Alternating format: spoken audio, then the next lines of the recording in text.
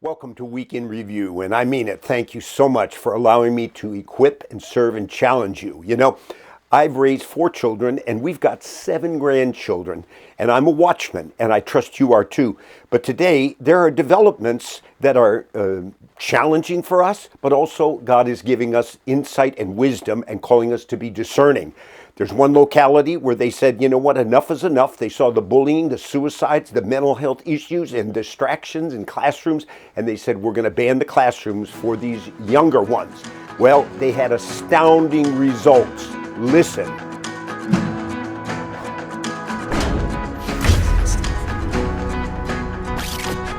In Greystone, Ireland, parents saw some disturbing developments where they saw young children committing suicide. They saw the bullying. They saw all kinds of negative effects of social media. And 55% of children, do you know this, 8 to 11, now have smartphones or cell phones. Well, parents started to talk and get together, and just like with school boards, as they began to see here in America and abroad, what's being put forth to propagandize and groom children into negative ways, and excuse me, not even mentioning here pornography, they decided we're going to act. So they voluntarily came to an agreement. It was an experiment, and it had astounding results. And that was, they said, we're going to ban the cell phones and we're not going to have them for these early years. Now, you say, well, could that happen elsewhere? Well, it is in various cities across the United States. Even recently in July, the United Nations Education Committee said we need to now come to the place of banning cell phones from classrooms. You say, oh, I don't think my child's going to like it. We gave one to her at 3 and 4. Well, you've got to take a fresh look at this because there are consequences. And remember, in Matthew 18, Jesus set in the midst of the crowd a little child. And he said to him, you know, of this child, that this was an example, that we're to be childlike in our faith. But then he gave a warning, and he said, if anybody ever causes one of these little ones that believe and follow me, to stumble. He said what? He said it would be better to take a millstone and put it around your neck and be cast and be drowned in the sea than cause this kind of conduct. And then he said, woe to those. Well, I say the same thing today. We've got to be responsible and we've got to recognize what's going on. You know, in Texas, they saw what's going on with pornography. And so they took Pornhub. If you're unfamiliar, don't go there. It's a cesspool of absolute filth. It's like Satan's cable network. And they put in effect age verification that you had to verify. Well, guess what? Recently, this past week, a court struck down that. And they said, First Amendment rights, we all have rights, freedom of speech. But see, we have to take a stand today and say, wait a minute, what about our children? What about protecting? That's what they did in Florida. And so today we're facing these kind of things in society. We are in a war. I remember years ago a Christian leader said, you know, we had a big meeting with all these leaders and they said, don't use the word cultural war. Soften, let's talk about engagement. Well, yes, we are engaged, but we are in a war. You look right now what's been going on with the candy company pushing Skittles and with the LGBTQ push and the packaging. And then you've seen what's happened with Target. And, you know, I never shop at Target. I haven't gone in 10 years since they made some of their new rules. But when they tried to put satanic imagery on shirts and then start directing transgender and LGBTQ items for children, parents spoke up. And so Target took a hit and they backed up. Well, the same thing has happened with Disney.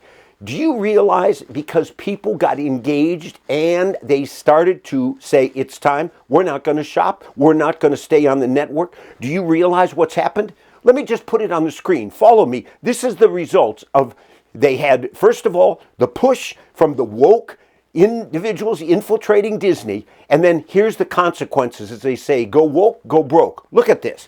Number one, what started to take place with Disney was this, and this was the shocker. First of all, we saw what happened in Florida, and they put into effect parental rights in education.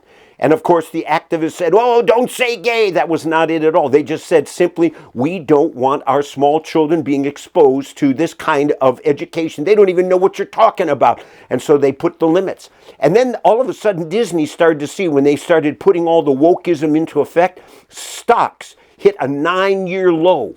they've now declined 56%. They've lost $196 billion. They lost their self-governing district there in Florida.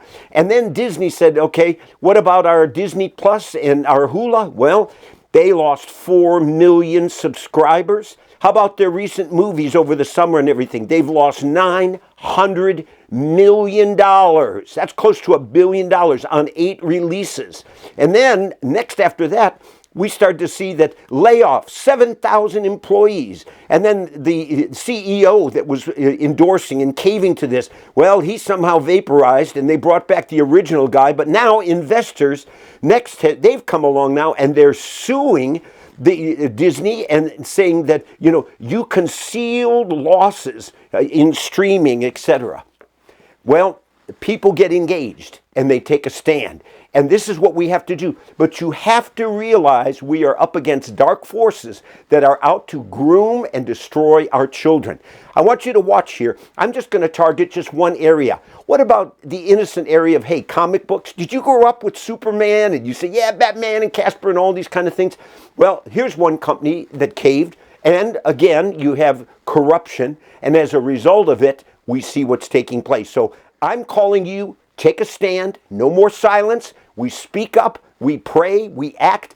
Watch this. And then I trust, be ready and raring to go in terms of taking a clear stand. We stand for righteousness in this hour. Watch.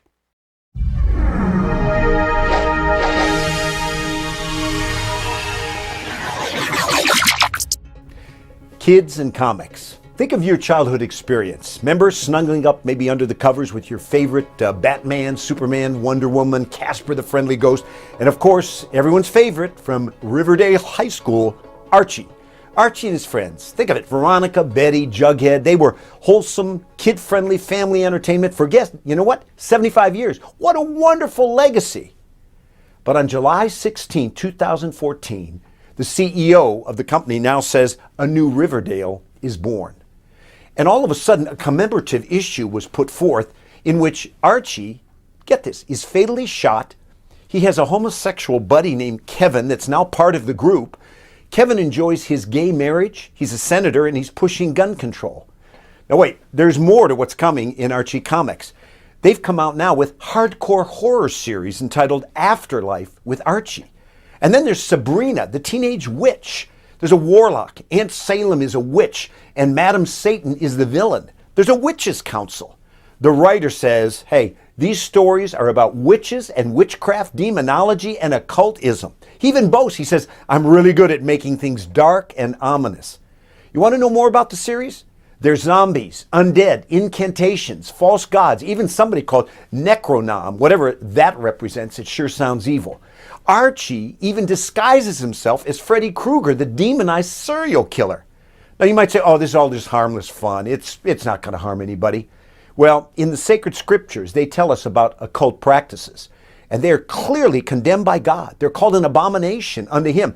And they're under the curse. You know what the verse says in the Bible? Let me give you just one. It says, thou shalt not learn to do after the abomination of those nations. There shall not be found with thee anyone that uses divination, that's fortune telling, or an observer of times, a soothsayer, or an enchanter, a witch, a sorceress, or a charmer, hypnotist, or a consulter with familiar spirits, that's a psychic, a spirit medium, or a wizard, that's a clairvoyant, or a necromancer, somebody that's a medium consulting the dead.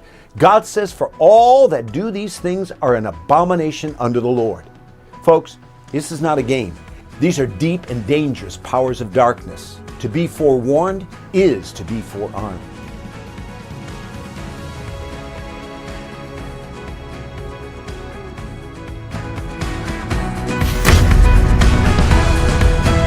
Hey friends, if you felt this video was helpful, make sure you like and subscribe so you get notified once new videos become available. Thanks.